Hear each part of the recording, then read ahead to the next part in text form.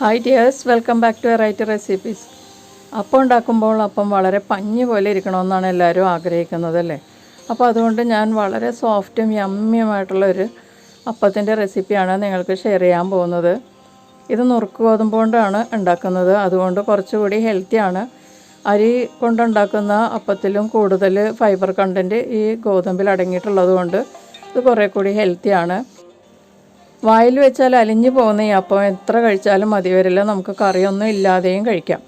അപ്പോൾ നമുക്ക് വീഡിയോയിലേക്ക് പോകുന്നതിന് മുന്നേ എൻ്റെ ഈ ചാനൽ സബ്സ്ക്രൈബ് ചെയ്യാത്തവർ സബ്സ്ക്രൈബ് ചെയ്യുക, ബെല്ലൈക്കൺ എനേബിളും ചെയ്യുക. അപ്പോൾ നമുക്ക് വീഡിയോയിലേക്ക് പോകാം. അപ്പോൾ ഈ സൂപ്പർ സോഫ്റ്റ് അപ്പം ഉണ്ടാക്കാൻ വേണ്ടിയിട്ട് ഞാനൊരു കപ്പ് ബ്രോക്കൺ വീറ്റാണ് എടുത്തിരിക്കുന്നത്. അതൊരു ബൗളിലേക്ക് ഇട്ടിട്ട് വെള്ളമൊഴിച്ച് നന്നായിട്ട് വാഷ് ചെയ്യുക. 4-5 പ്രാവശ്യം നന്നായിട്ട് തിരുമ്മി കഴുകണം. ഇതിലെ കറുത്ത കരടൊക്കെ ഉണ്ടെങ്കിൽ അതൊക്കെ പെറുക്കി കളഞ്ഞിട്ട് നന്നായിട്ട് 4-5 പ്രാവശ്യം കഴുകി നന്നായിട്ട് വെള്ളം കളഞ്ഞെടുക്കുക.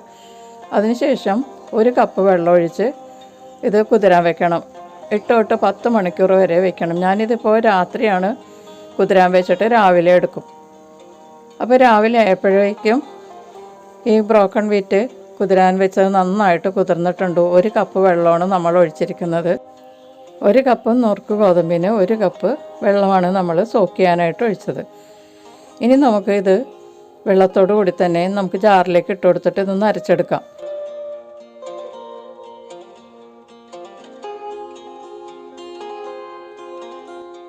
ഇതിലേക്ക് ഇനി 1/4 കപ്പ് ചിരകിയ തേങ്ങ കൂടി ചേർത്ത് കൊടുക്കാം.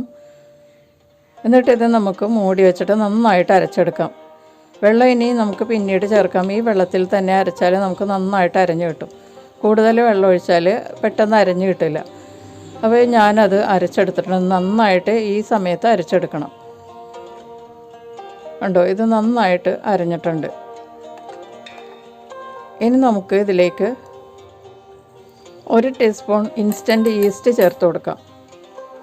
പിന്നെ ഇതിലേക്ക് ഒരു 1.5 ടീസ്പൂൺ അല്ലെങ്കിൽ 2 ടീസ്പൂൺ പഞ്ചസാര ചേർത്ത് കൊടുക്കാം. ഫെർമെൻറ്റേഷൻ പെട്ടെന്ന് നടക്കുകയും ചെയ്യും. പിന്നെ മധുരത്തിന് വേണ്ടിയിട്ടുമാണ് നമ്മൾ ഇത്രയും പഞ്ചസാര ചേർക്കുന്നത്. പിന്നെ ഇതിലേക്ക് ഒരു 1/4 ടീസ്പൂൺ ഉപ്പും കൂടി ചേർക്കുക. ടേസ്റ്റിനുള്ള ഉപ്പാണ്, നിങ്ങൾക്ക് കൂടുതൽ വേണമെങ്കിൽ കൂടുതൽ ചേർക്കാം. പിന്നെ ഇതിലേക്ക് 1/4 കപ്പ് വെള്ളവും കൂടി ചേർത്തിട്ട് നന്നായിട്ടൊന്ന് ബ്ലെൻഡ് ചെയ്തെടുക്കാം. 1 കപ്പ് നുറുക്ക് ഗോതമ്പിന് 1.25 കപ്പ് വെള്ളമാണ് ചേർത്തിരിക്കുന്നത്.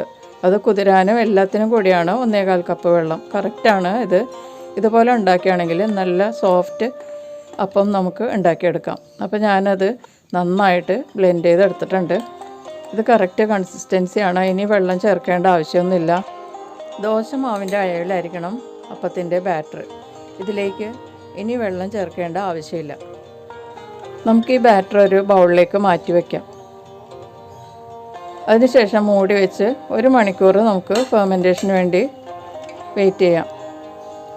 1 മണിക്കൂറിന് ശേഷം തുറന്ന് നോക്കാം. നമുക്ക് നന്നായിട്ടൊന്ന് മിക്സ് ചെയ്ത് കൊടുക്കാം.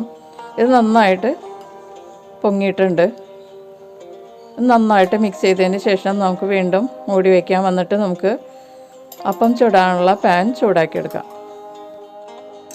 അപ്പോൾ ഞാനിവിടെ ഒരു പാൻ ചൂടാക്കിയിട്ടുണ്ട്. അപ്പച്ചട്ടിയിലല്ല കേട്ടോ, ഇതുപോലെ പരന്ന ഒരു പാനിലാണ് ഈ അപ്പം ചുട്ടെടുക്കേണ്ടത്. നമുക്ക് ഓരോ തവി ബാറ്റർ ഒഴിച്ചു കൊടുക്കാം.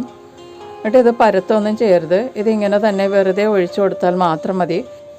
കുമിളകൾ വരാൻ തുടങ്ങുമ്പോഴേക്കും മൂടി വെച്ച് 2 മിനിറ്റ് ലോ ഫ്ലെയിമിൽ കുക്ക് ചെയ്യാം.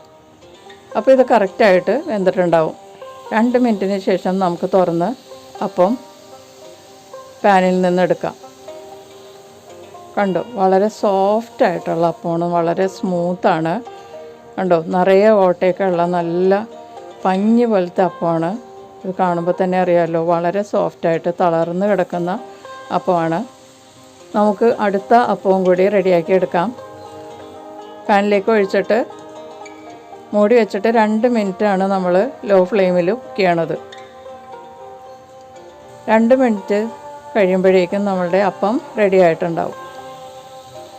വളരെ സോഫ്റ്റായിട്ടുള്ള നുറുക്ക് ഗോതമ്പിൻ്റെ അപ്പം റെഡിയായി. അപ്പോൾ നിങ്ങൾക്കും ആഗ്രഹം ഉണ്ടാവുമല്ലോ വളരെ പഞ്ഞി പോലത്തെ അപ്പം ഉണ്ടാക്കി കഴിക്കണമെന്ന്. കണ്ടോ, വളരെ സോഫ്റ്റായിട്ടുള്ള അപ്പമാണ്. നമ്മൾ 2 അപ്പം ഉണ്ടാക്കി കഴിഞ്ഞു. ഇനി നമുക്ക് ബാക്കിയുള്ള അപ്പവും കൂടി ഉണ്ടാക്കിയെടുക്കാം. അപ്പോൾ ഞാൻ ആ അപ്പം എല്ലാം ഉണ്ടാക്കിയെടുത്തിട്ടുണ്ട്. വളരെ സോഫ്റ്റായിട്ടുള്ള അപ്പമാണ്. നമുക്ക് കറിയൊന്നും ഇല്ലെങ്കിലും വെറുതെയും കഴിക്കാം. മധുരമുള്ളതുകൊണ്ട് ചായയുടെ കൂടെ കഴിക്കാനും നല്ലതാണ്.